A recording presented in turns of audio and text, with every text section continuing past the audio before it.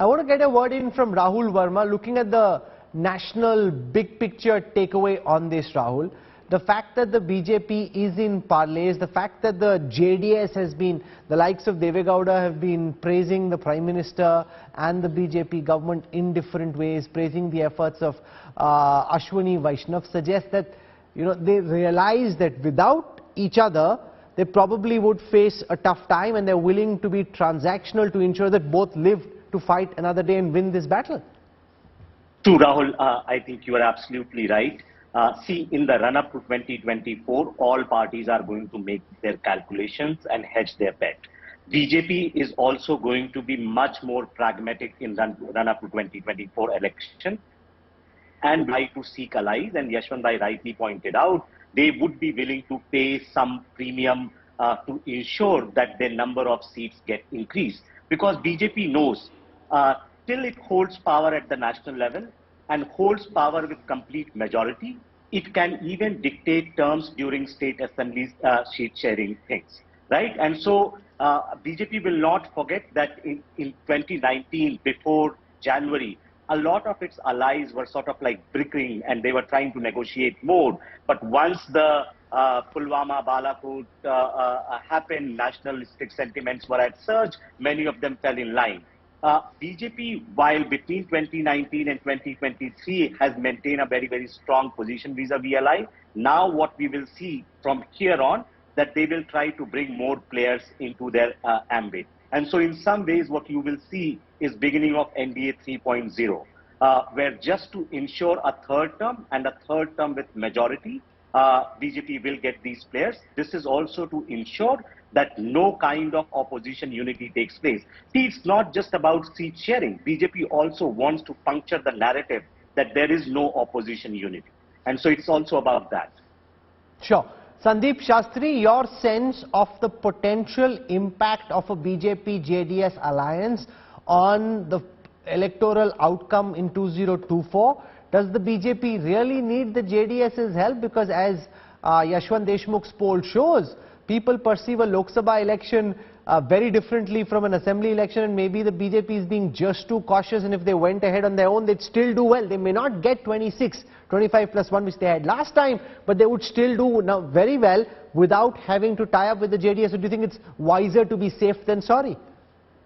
Rahul, I have my reservations on the likelihood of a JDS-BJP tie-up.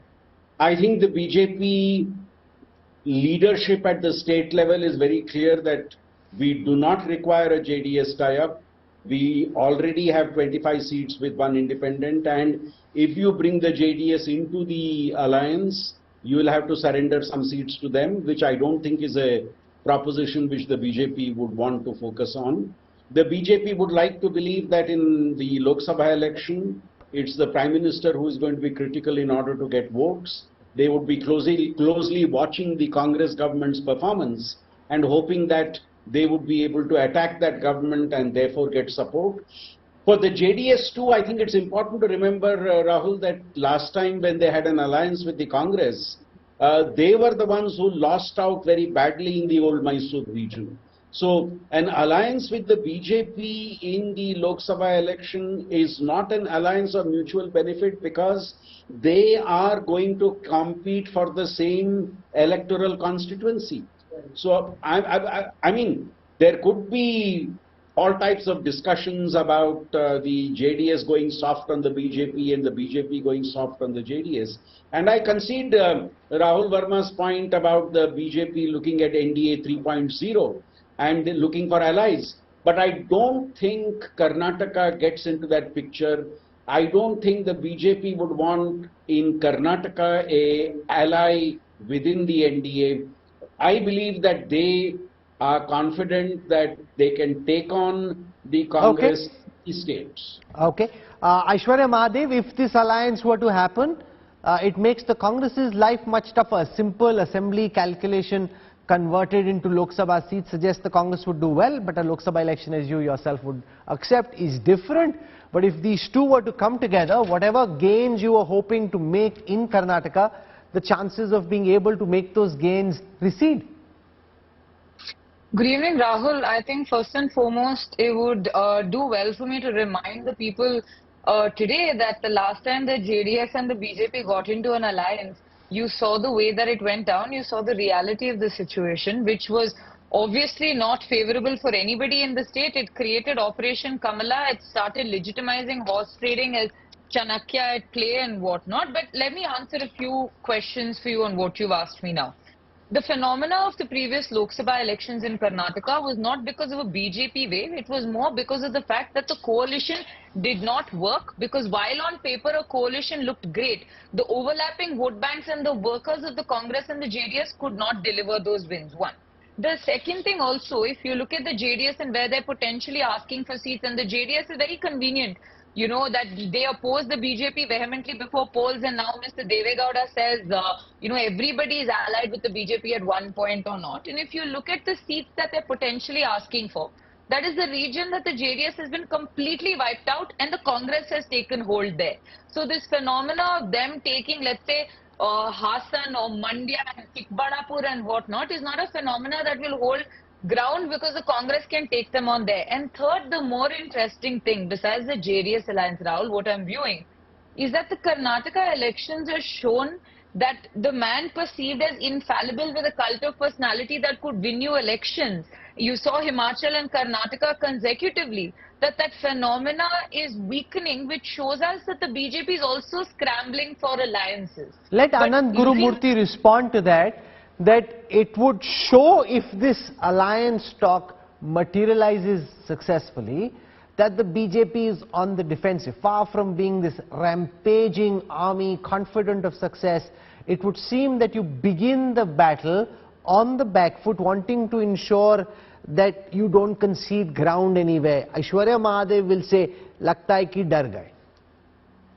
See, basically, there is only NDA. Don't start adding 1.0 versions like a software version, 2.0, 3.0. There is NDA.